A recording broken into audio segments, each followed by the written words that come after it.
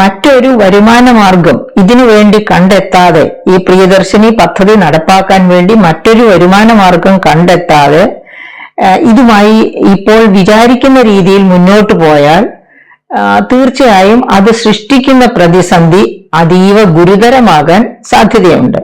കാരണം ഇപ്പോൾ നമ്മൾ കണക്ക് കൂട്ടി പറഞ്ഞതുപോലെ തന്നെ ഏകദേശം 2300 അധികം മുകളിൽ കോടി രൂപ ഒരു വർഷം KSRTCക്ക് വേണ്ടി ഈ പദ്ധതി, ഈ പ്രിയദർശിനി പദ്ധതി നടപ്പാക്കിയാൽ കൊടുക്കേണ്ടി വരും. അധികപ്പറ്റായി സർക്കാർ ഖജനാവിൽ നിന്ന് കൊടുക്കേണ്ടി വരും, KSRTCയുടെ വരുമാനം കൂടാതെ. അത് തീർച്ചയായിട്ടും നികത്താൻ ബുദ്ധിമുട്ടുള്ള ഒരു വിടവാണ്. പക്ഷേ ആ വിടവ് അങ്ങനെ ആ വിടവ് അത്ര കണ്ടു വേണോ? തീർച്ചയായിട്ടും അതേപ്പറ്റി ഒരു പുനർവിചിന്തനം അത്യാവശ്യമാണ്.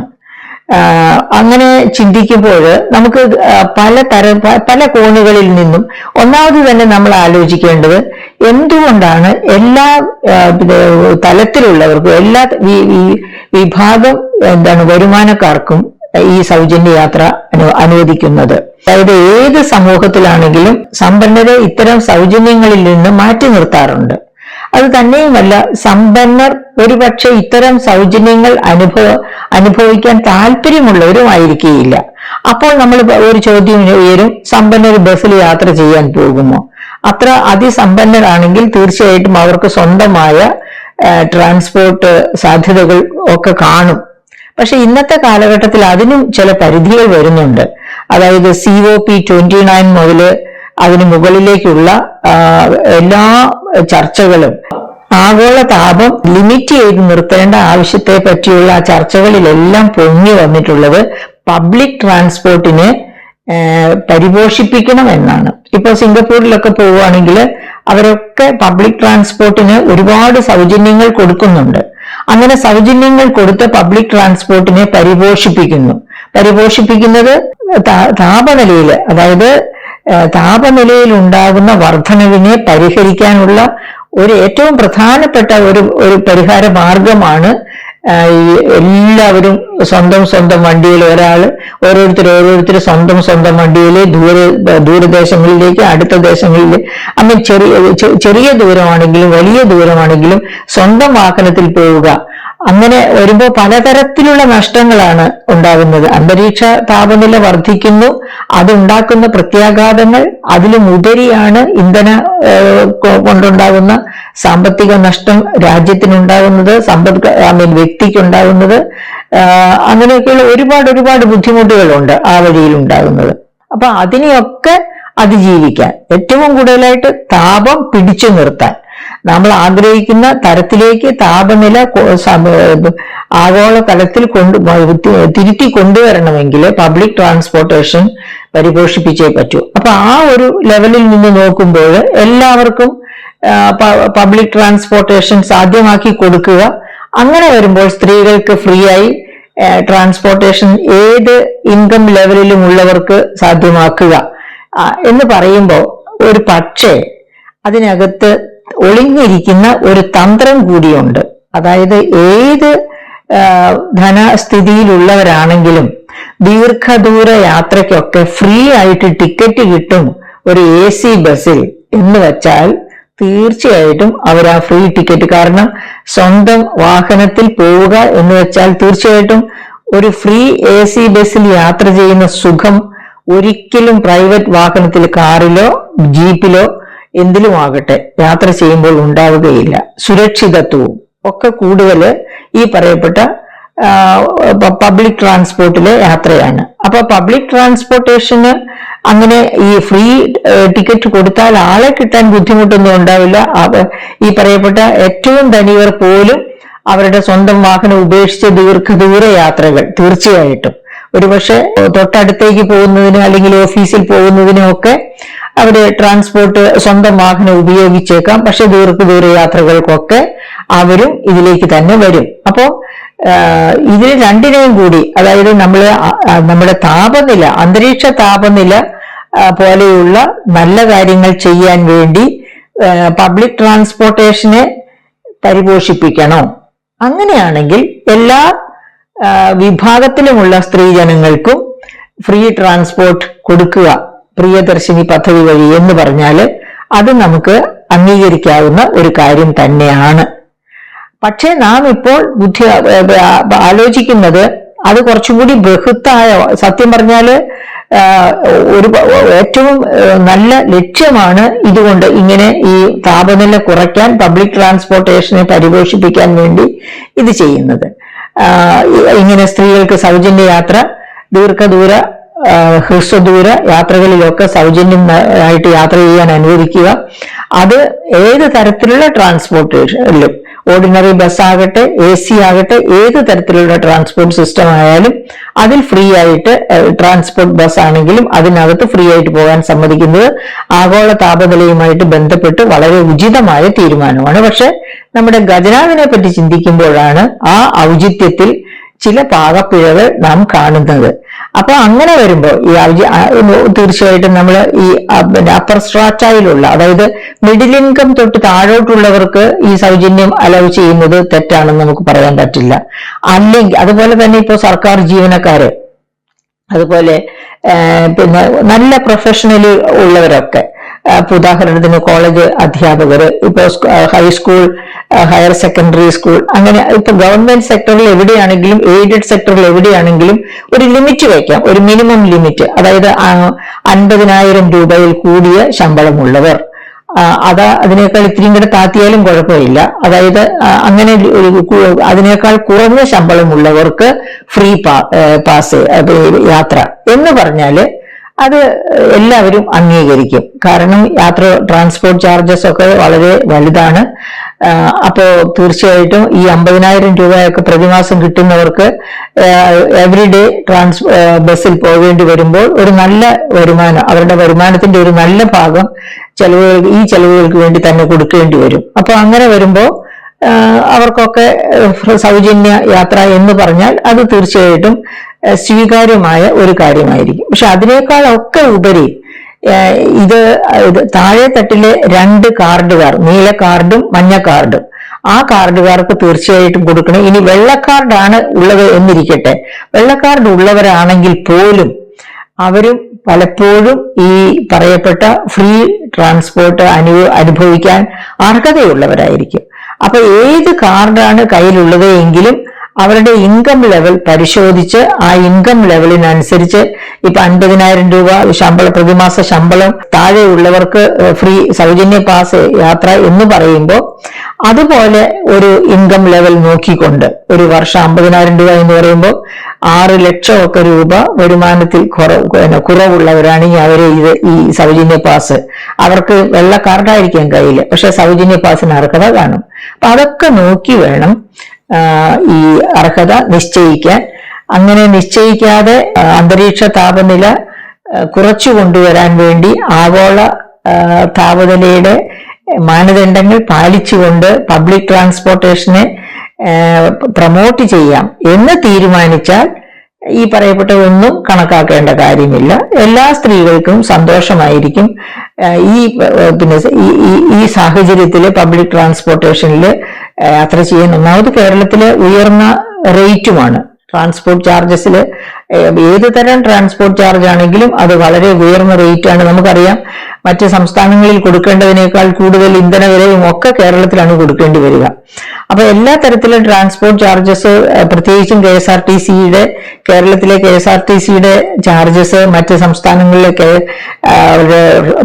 സംസ്ഥാന ട്രാൻസ്പോർട്ടിന്റെക്കാളും ഉയർന്ന ലെവലിലാണ് കേരളത്തിന്റെ KSRTCയുടെ നിൽക്കുന്നത്.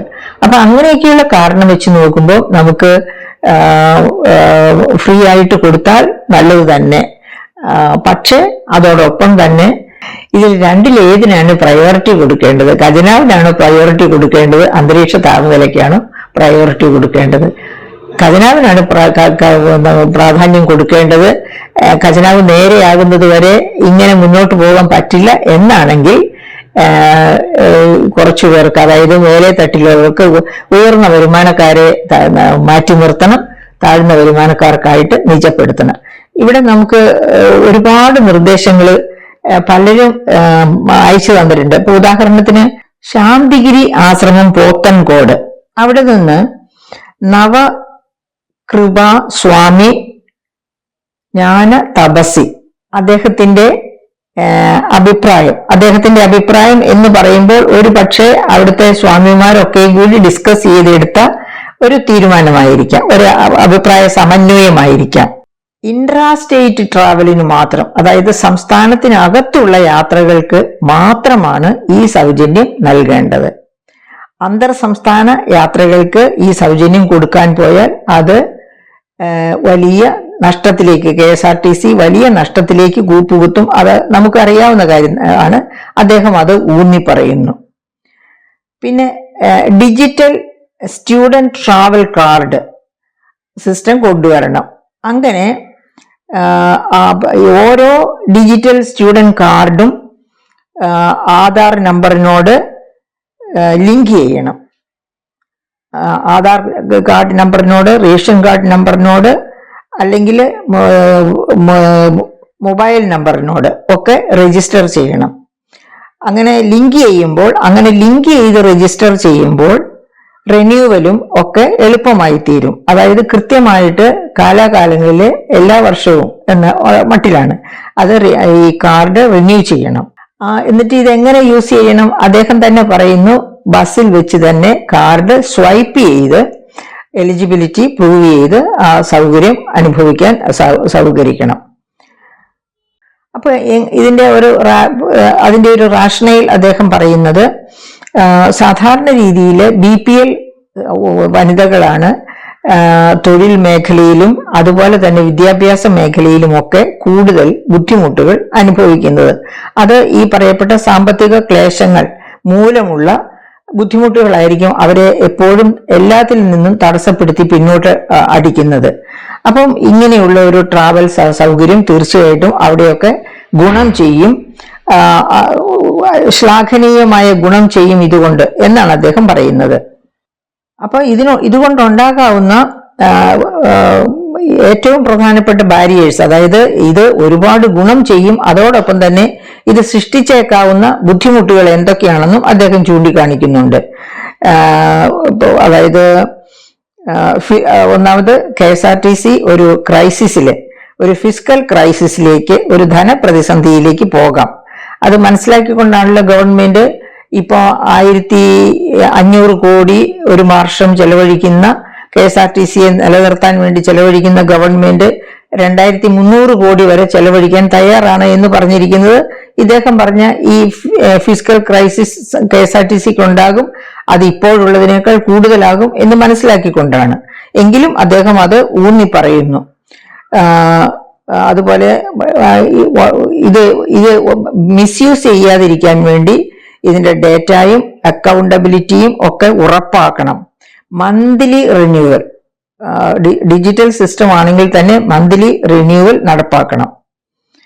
അതുപോലെ മറ്റ് സംസ്ഥാനങ്ങളിൽ നിന്നുള്ള ലെസൺസ് നമ്മൾ നോക്കി പഠിക്കുകയും ചെയ്യണം. കർണാടക പോലെയുള്ള സംസ്ഥാനങ്ങളിലൊക്കെ കർണാടകത്തിൽ ഈ പദ്ധതിക്ക് ശക്തി സ്കീം എന്നാണ് പറയുന്നത്. അപ്പൊ കർണാടകത്തിലെ ശക്തി സ്കീം അതെങ്ങനെ വർക്ക് ചെയ്യുന്നു എന്നുള്ളതൊന്ന് നോക്കി പഠിക്കുന്നത് നന്നായിരിക്കുമെന്നാണ് അദ്ദേഹം പറയുന്നത്.